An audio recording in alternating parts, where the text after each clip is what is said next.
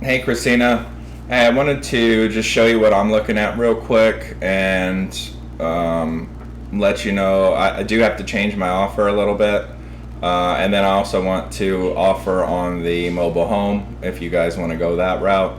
But here's what I'm looking at. So this is the map of your place. And this blue circle, I drew a circle around to try to get comparable sales. Properties that have sold within the last 6 months is usually what we try to do, and that's what appraisers use to kind of value the property. So I'm looking at, basically I'm trying to figure out what my retail price is going to be when I go to sell it to an end buyer after I'm done doing the work that needs to be done to everything. Now here's all the properties that bought, sold. Some are still listed, some couldn't sell, they were on the market and couldn't sell, but I exported them to this little graph here, and it gives me prices over off to the left, 300, 350, 400, 450, and then square footage I get down here on the bottom. We've got 1400, 1500, 1600, 1700. You're right in here at the 1800 mark, and normally I get a nice line drawn, but there's only one property that's actually sold within the last 6 months within a mile of your house. There are two, as you know, currently pending on the market, but they haven't closed yet, so until they close, we can't use them as real comparables. With that being said, that makes it a little harder for me to pinpoint the exact price I'm going to get when I go to sell it to an end user.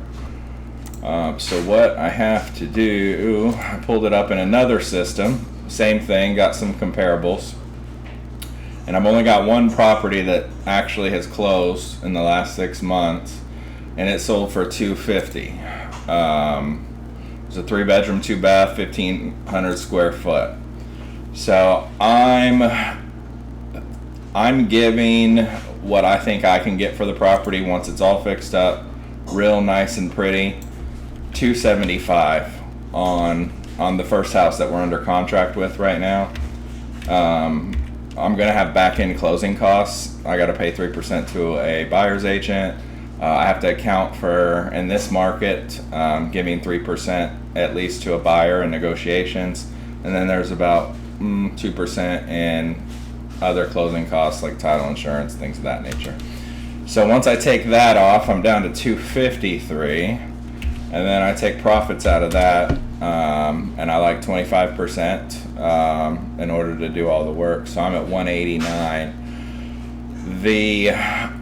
I think it's going to cost me about $100,000 to fix up the property.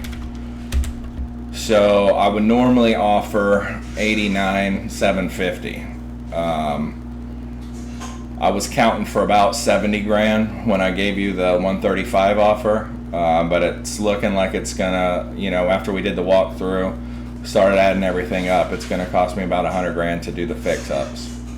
I'm gonna try to keep it over 100 for you. I'll eat into my profits a little bit, but I'm gonna be at 1035. So 103,500 is my best offer now for the main property. I did the same thing with the mobile home.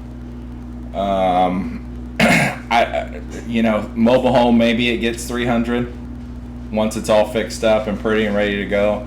That one needs about 80,000 in work.